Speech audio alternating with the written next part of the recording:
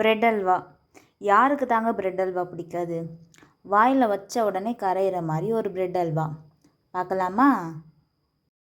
இப்போ நான் பிரெட்ஸோட சைட்ஸ் எல்லாம் கட் பண்ணி எடுத்துக்கிறேன்.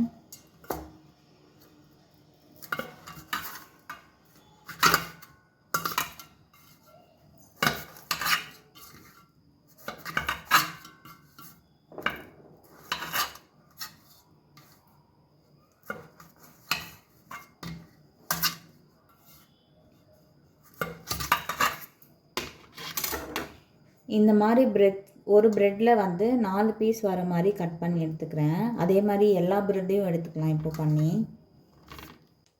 இப்போ ப்ரெட் பீசஸ் எல்லாத்தையும் இப்படி குட்டி குட்டியாக கட் பண்ணி வச்சுக்கிறேன். ஒரு கிளாஸ் சுகர் எடுத்துக்கிறேன். இது கூடவே ஒரு கிளாஸ் தண்ணி சேர்த்துக்கிறேன். சர்க்கரை பாகு ரெடி ஆகட்டும். அதுக்குள்ளே நம்ம ப்ரெட்டை பொரிச்சிட்டு வந்துடலாம். ப்ரெட்டை எண்ணெயில் பொரித்தா நிறைய எண்ணெய் குடிக்கும். அதனால் நான் இந்த மாதிரி ரோஸ்ட் மாதிரி பண்ணி எடுத்துக்கிறேன்.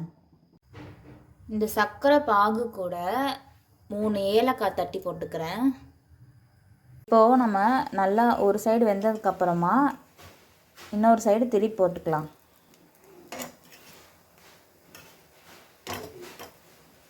இப்படி ரோஸ்ட் ஆனதுக்கப்புறம் நம்ம தனியாக எடுத்து வச்சுக்கலாம். இப்போது நான் செகண்ட் பேட்சும் போட்டு எடுத்துக்கிறேன்.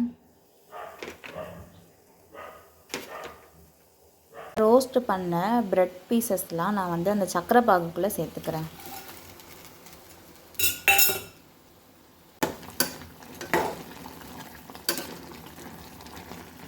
கொஞ்சமாக பால் சேர்த்துக்கிறேன். முந்திரி வறுக்கிறதுக்கு நெய் சேர்த்துக்கிறேன்.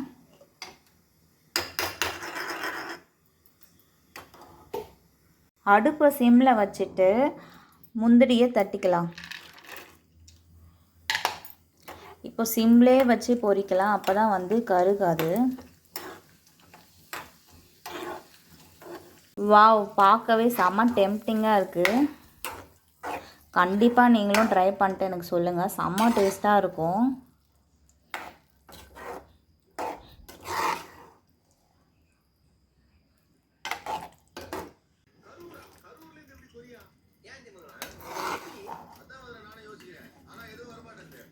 கல்யாண பந்தியிலலாம் பிரியாணி கூட பிரெட் அல்வா வச்சு சாப்பிட அவ்வளோ சூப்பராக இருக்கும். ஆனால் கொஞ்சம் தான் வைப்பாங்க. நம்ம வீட்டிலே இப்படி செஞ்சு சாப்பிடும்போது நிறையாவும் சாப்பிட்லாம், திருப்தியாகவும் சாப்பிட்லாம்.